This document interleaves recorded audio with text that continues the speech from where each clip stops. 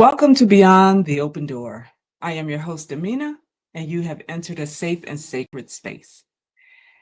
So, back from vacation, July 25th, I celebrated my 60th birthday.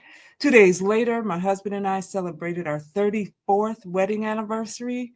And 2 days after that, our son celebrated another birthday. So, we took a little vacation up to the Dells and we went to a resort that we had gone to many years ago and hadn't been in a long time. And I was ready to get into some water.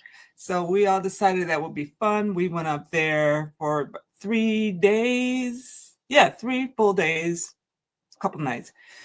Anyway, so we had a really, really good time. It was nice to get away. It was nice to have a moment to celebrate. It was just nice to be together during that time. So I titled today's little talk and asked the question, is your craft a crutch?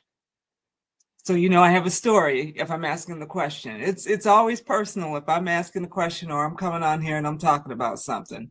Is your craft a crutch? Meaning, if you can't do anything unless you consult your deities or your ancestors. You can't make a decision unless you burn a candle first. You can't make a move unless you do something within the craft first. And walking this path that I'm walking now, I am loving it.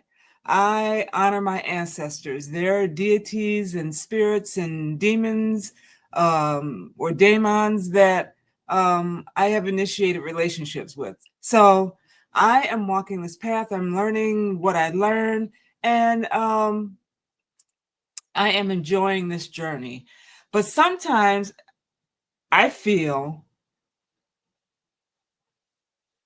that I have to take a step back and I have to reflect and evaluate and look at what I'm doing. Because sometimes if you get so caught up in the ritual, you get so caught up in the full moon, new moon, this date, that date, and I'm not saying we shouldn't observe those things. By all means, do it. If that's what you're led to do, I do it.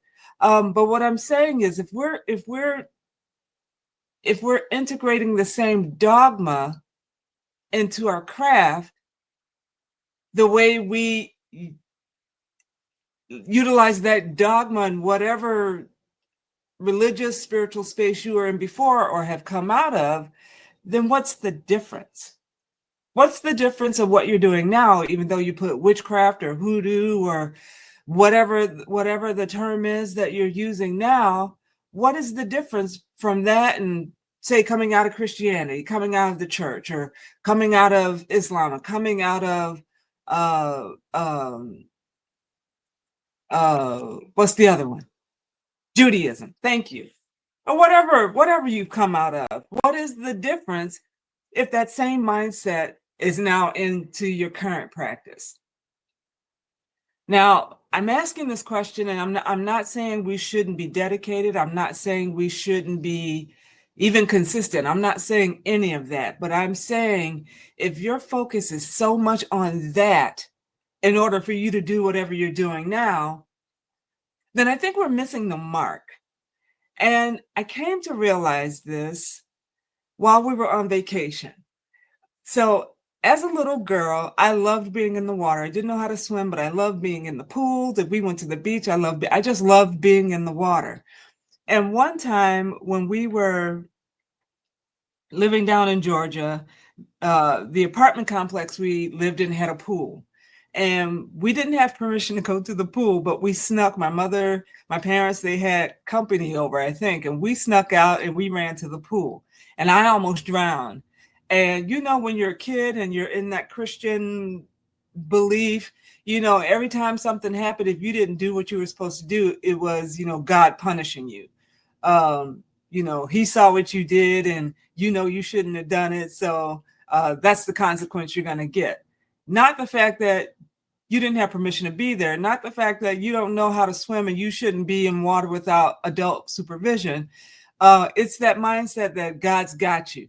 You didn't do what you were supposed to do. You disobeyed. And so now your ass is getting whooped, right? So ever since then, I've been afraid of water. I still loved it and I still do. Can't swim a lick, but I love being in the water. And so the two things I wanted to do when we went on vacation to the resort, they had a water park. I wanted to get in the lazy river and I wanted to get in the wave pool. And if you haven't been in a wave pool before, it's the simulated um, uh, it simulates like you're on the beach where you go into the beach, the waves come in, they crash on you, they go back out, they come and crash and they go back out.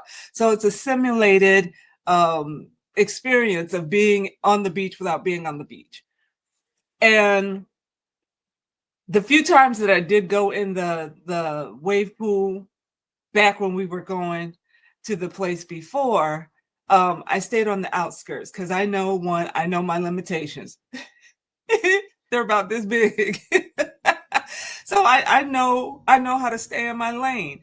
And this time I went in the water, and because it's been so many years and I'm just glad to be there, I got in that water and the simulation started and the waves started, and I gradually walked deeper and deeper into the water. Now, I don't think it's more than the water area itself is no more than 5 feet, and I'm 5'6", somewhere in there. So I knew I wasn't going to go underwater, but with the waves crashing and you lose your balance as the water is hitting you, that's where the issue comes in.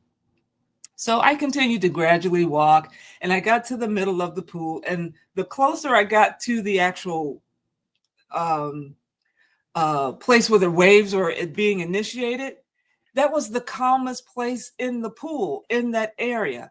The main traffic was on the outskirts where the waves hit you real hard and they knock you over. That's where really the danger was, especially if you're not mindful of that. But being deeper in, that's where you can feel the waves and you can go up and down with the waves, but you weren't being hurt by the waves. So that was my first experience. The second one it was the day, was it? Yeah, so it was our second day in, and that my husband kept saying, we're going to go on the zip line. If you've ever been on the zip line, it's this long cord that takes you from one area to the next. And all you're doing is you're holding on to this cord and you're zipping through, going from one side to the next side. And I'm like, yeah, you're not going to get on that, because he has this issue with heights. He's like, yeah, we need to go on there. We're going to go on that. And he kept stressing, we need to go on that. So the next day, we all decided we were going to do the zip line. Now, I have issues not so much with height. I have issues with not having control up in those spaces. I'm not a fan of flying, but flying is a convenience when, I don't have the time to drive long distances. I have to utilize a plane. But this was different because at least the plane, I'm inside of a vessel. Um, Doing the zip line, all you have is the stuff that's strapped to you and the cord that you're holding on to as you're zipping across to the next, the other side of the destination where you're trying to get. And so I wasn't even thinking about all that because I was focused on my husband, who has issues with heights. And in order to get to the level to even start the zip, we had to walk up like 3 or 4 flights of steps. And, we had the guardrails and everything, but that's all we had. It wasn't like we're in a building and we've got walls that we hold on to. Oh, no. It's just the steps and the guardrails and the open space. That's it. So I'm not thinking about me and my issues. I'm thinking about him. And I was the last one to walk up. And, the higher we got, the slower his steps got with taking, going to the next step.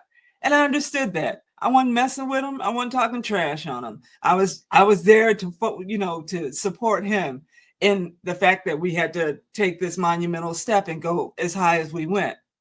No, I'm not going to even go that far yet.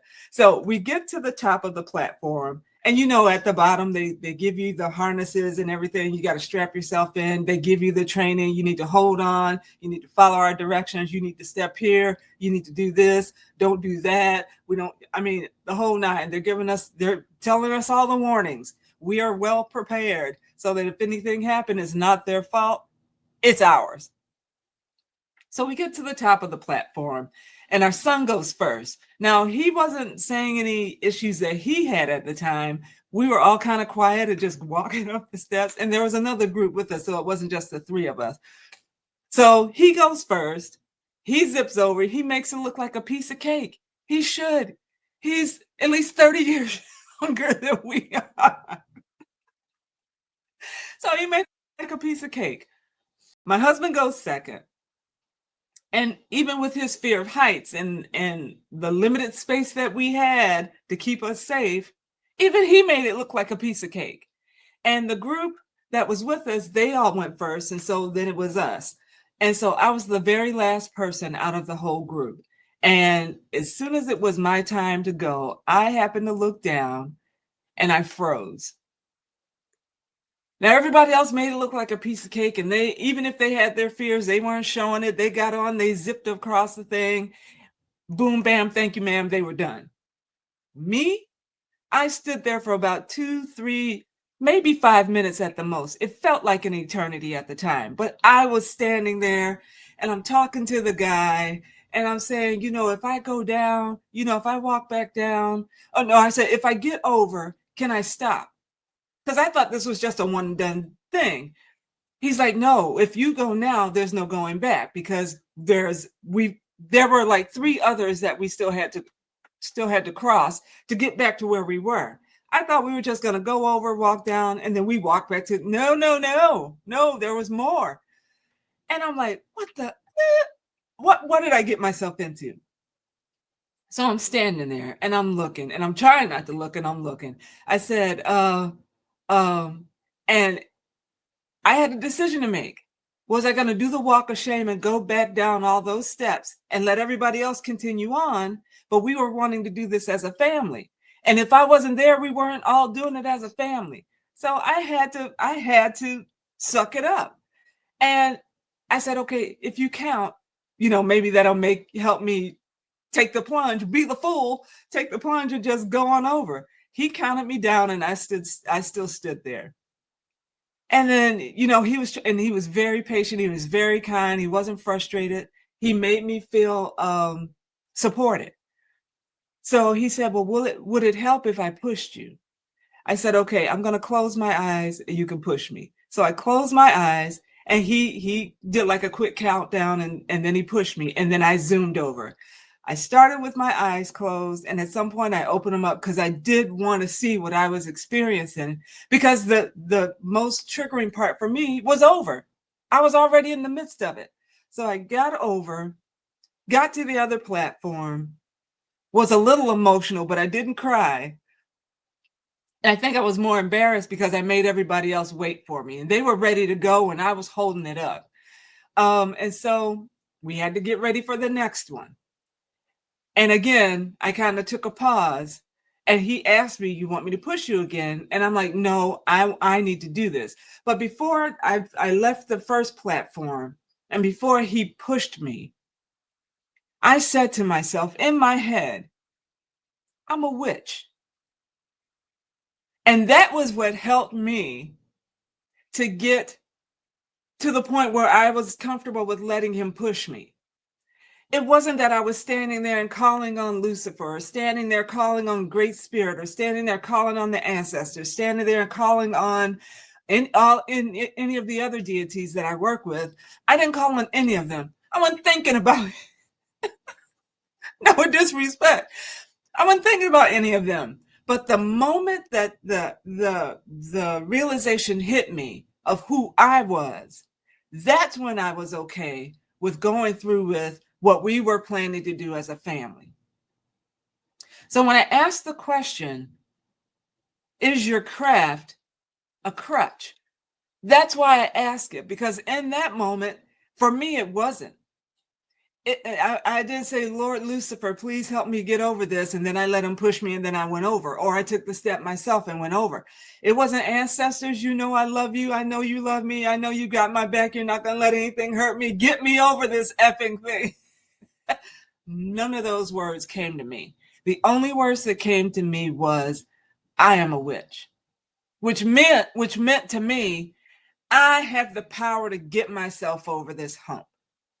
I did have assistance, physical assistance, but I had to make that decision for myself. I had to believe in myself enough to know that the power that I needed at that moment, I already had it. And that's what got me over.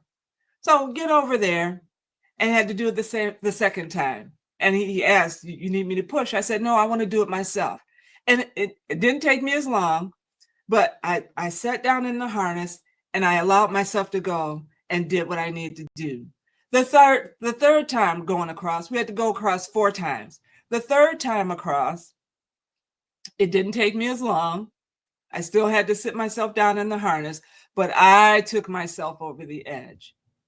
The last time, and we didn't realize it, but by the time we got to the last stage, there was a sign on the post, and I didn't catch it if it was on any of the others, but we were 907 feet in the air by the time we got to that last post.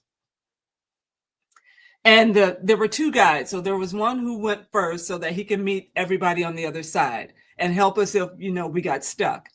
And then there was the one that stayed behind. And when we got to the last post, our guide, the first guide, he went across like what they were always doing. But our guide that stayed with us said, "Whoever is last, I will be going with you." And I was always the last one. I'm like, wait, you're not going to stand there and make sure I get over this thing first? He went on the other side of me and we went down at the same time. I was just starting to get comfortable with him standing right next to me and going by myself. And now you're telling me you're going to stand over here and you're going to go at the same time I'm going, and I literally have to be there to make myself go.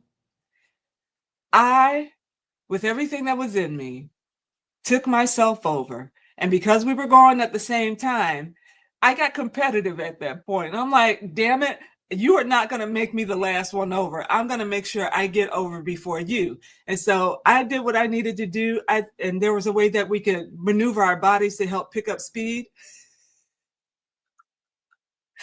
I was determined that I was going to finish every step of this way, but I was not going to be the last one to finish at the end. And I got myself through it.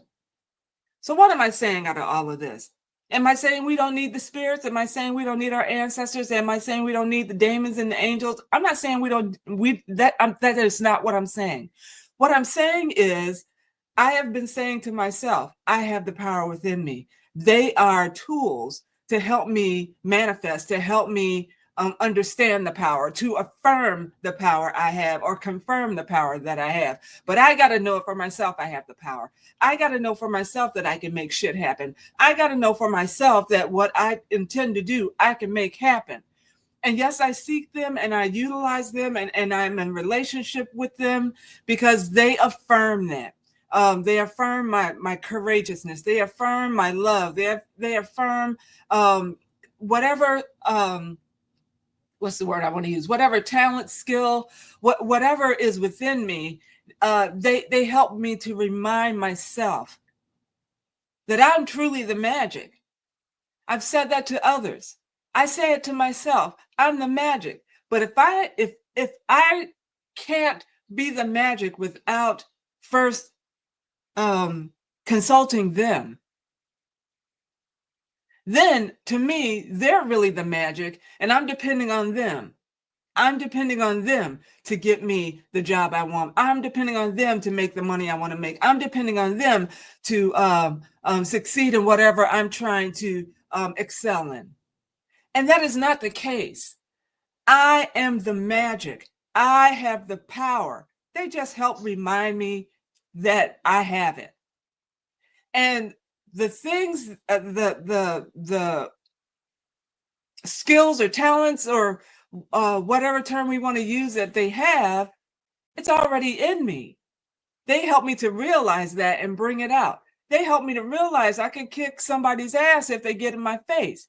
They also help remind me I can give grace if that's what is necessary for the situation. They remind me of all of that. But it's me who has to recognize and remember the power is already here. I already encompass it.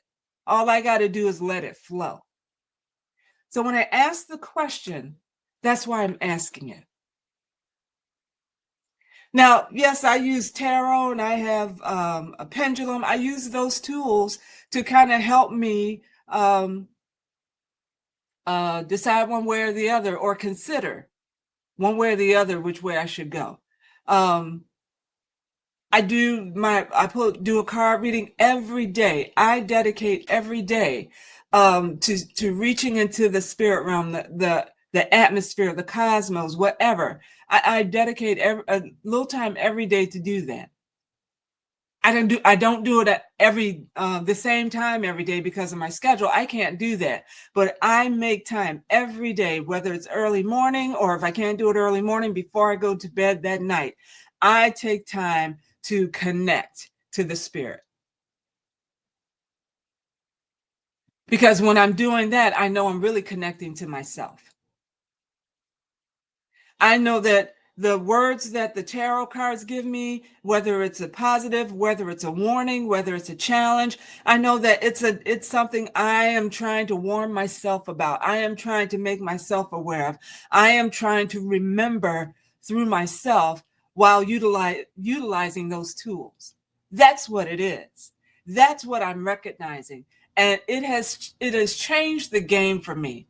Do I still use candles and herbs and incense? Yes, I do. It helps me tap in.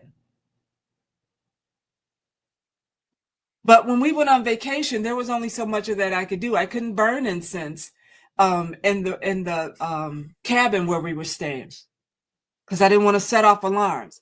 I could do that in my house, but I couldn't do that there. So that meant I had to adapt. So I still did what I needed to do, what I wanted to do, what I had determined and dedicated to do for myself each day. I had just had to switch it up. So even in that, I couldn't depend on incense stick because I was in a place where that was inappropriate. But what I could do, I couldn't burn a candle. But what I could do to still create the atmosphere and set the tone for myself for the day, I still made happen.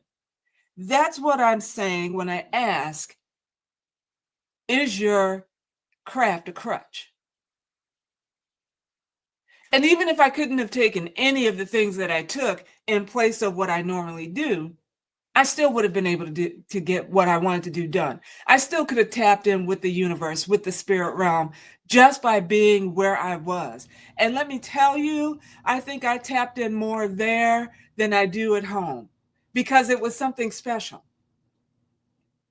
It was a different way of tapping in. I had to retrain my brain. I'm not at home. I can't do it the way I do at home, but I'm still going to tap in. And even in the place where we were, it was magical. It was something I can't even describe, but it was another level that I was able to get in because I wasn't stagnating myself. Well, I'm not home, so I can't do it like I do it at home. That was a blessing. So whatever you're doing in your practice, if it's working for you, that is fine. But don't get so entrenched on it. It can only happen that way. It can only happen with this color candle. It can only happen with this specific herb. It can only happen in this specific location. Don't don't put yourself in a box. You just got out of a box, or you've been out of a box for 5 years. Don't put yourself in another one. Allow your magical experience to evolve and to flow as necessary. Allow it to stay fresh. Even if you're working with whatever daemon you're working with or whatever angel you're working with, even working with your ancestors, change it up with them. I give my ancestors water consistently, not every day, but as I see it's time to freshen it up, I freshen it up. I give them coffee every now and then. I make breakfast every now and then. I switch it up. Sometimes it's just whatever. Sometimes I add this. Sometimes I just have this. Sometimes I add something else. You know, I do the same and add something else to it. And sometimes I just say, hey, I'm going to eat, but I'm going to still spend time with y'all. What's going on? Keep it fresh. Don't put yourself in a box. And all the tools that you have, that's all they are. They're tools. But they're not the only tools available to you. How many angels are there? How many demons are there? How many of your ancestors that you can call on? Not just your mom, your dad, your grandparents. What about your favorite aunt that's now on the other side? Who you know she would go to hell and back to make sure you were safe. How about tapping into one of them? How about tapping into our ancestors as a whole who have gone through all kinds of shit? Stuff we don't have to look at and face right now. Although the climate, you know where it is, trying to go back there. But even still, we're not where they were. What I'm saying, don't allow your craft to be a crutch.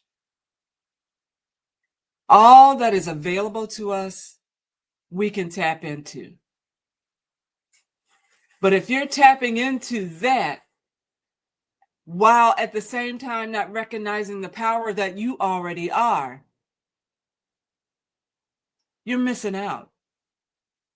And I'm not going to miss out another day. I'm not going to miss out in another opportunity. I'm just not. When that clicked in my head,